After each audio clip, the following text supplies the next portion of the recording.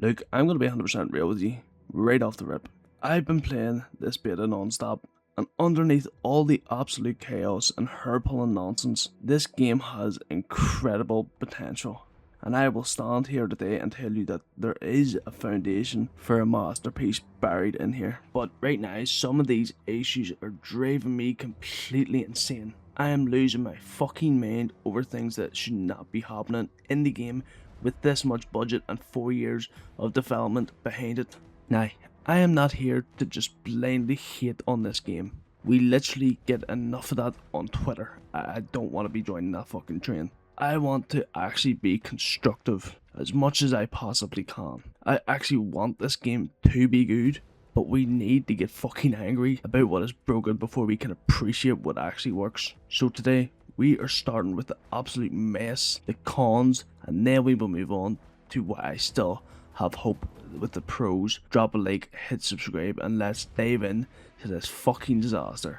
Let's kick things off with matchmaking because, quite frankly, it is an absolute joke, and it is actively ruining the experience for me. How is it that I can click quick play and get into a lobby almost instantly, but the second I search using so-called open fucking matchmaking, I'm sitting in the queue for almost a minute and a half. Sometimes it actually takes longer than that. I am sitting here staring at a search screen, waiting for a game to figure out what squad of absolute sweatlords it wants to pit me against, when I just want to play the fucking game. Here is the solution for Infinity Ward. Revert this back to the golden age Call of Duty matchmaking.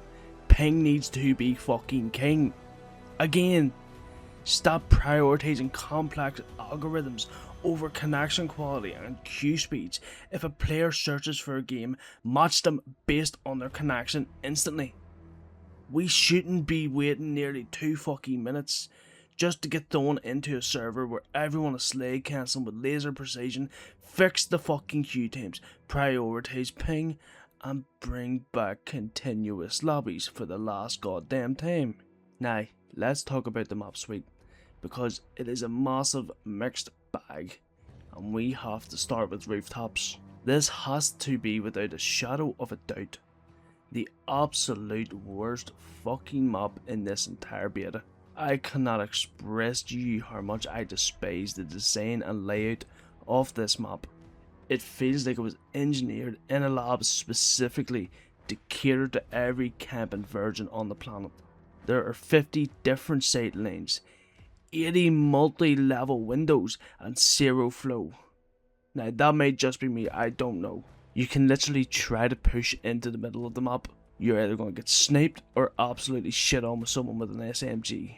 It rewards passive play, boring play, and punishes anyone trying to actually move around. Make it make sense. And then we have Transit 213. Now listen, I'm not gonna lie, when I first loaded into Transit 213 for Team Deathmatch, I actually enjoyed it. The atmosphere was cool, the initial engagements felt decent, but see, when it comes to fucking objective game modes, stay far away from this fucking map. Transit 213 was clearly not designed with objective modes in mind. The choke points around B flag or the hard point rotations make 0 fucking sense. It turns into a clusterfuck where one team gets trapped in a bottleneck and literally cannot break out. Why are objective modes even enabled on this layout? I need Infinity Ward to come and make that, just make sense of that for me. Infinity Ward, here is literally what needs to happen. For rooftops, block off several of the top floor sidelines, add more physical cover down the middle lanes to block vertical power positions, and brighten up the dark fucking corners. This is why we have campers. You're literally supporting this. And for Transit 213, remove hardpoint and domination and any other fucking objective mode from this map entirely. Or completely overhaul the lane pathways to allow flank routes and objective choke points. Moving on to spawns, bro. Fucking hell. The spawns on every single map in this beta are screwed up in some way, shape or form. Like, I'm sorry, but I thought the developers were doing playtests every Friday or whatever day of the week they were supposedly sitting down and playing their own game or whatever the fuck they were doing. How do you play this internally and not realize the spawn logic is completely fucking fried? I am literally spawning into enemy crosshairs.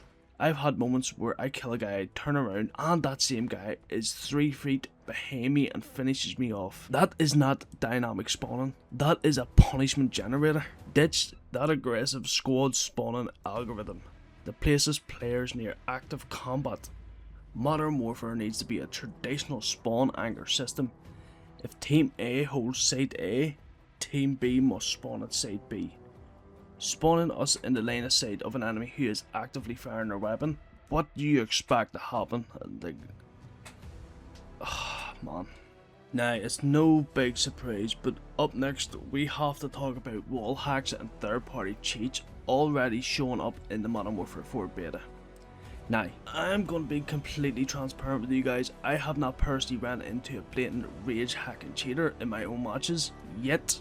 But I have had some extremely weird days where guys just seem to know exactly where I am before I even make a sound. Plus there is already clips circulating all over Twitter and probably Reddit. We all know what Reddit's like. Literally showing people tracking players, like their body outlines through solid concrete structures. I mean, come the fuck on, man! Like, I'm gonna search and continue searching to try and put that clip in this video to show you guys, but it just depends if we can find it. But the fact that we even have to worry about this during a restricted beta testing window is fucking ridiculous. Ricochet anti-cheat needs to step the fuck up. Activision, for the last time, and I'm not the only person that's said this many fucking times, hardware ID bans and kernel level checks need to be enforced aggressively before the full launch. Because if people are already finding workarounds in a weekend test, day one is going to be fucking unplayable. It's going to be a goddamn nightmare is what it's going to be. Unless the anti-cheat signatures are updated immediately. But not Activision, they don't care. Now, let's address the time to kill, the TTK and performance optimization. Because they go hand in hand with how awful some fights feel.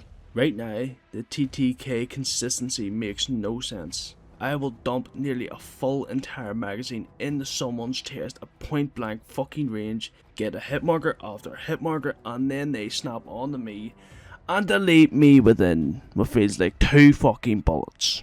It just creates this massive disconnect between what you are seeing on your monitor and what the server is registering. And why is this happening, you ask? Because the game is not fucking optimized. Frame drops, severe packet loss, full game freezing. I mean, come on the fuck. This game has been in development for 4 fucking years. 4 years! And we are experiencing frame stutters on high-end hardware or PC setups. How are devs allegedly playing their own fucking game every week and missing server-side packet loss that freezes the screen mid-gunfight? Here's how simple it is, right? All you gotta do is smooth out the netcode tick rates.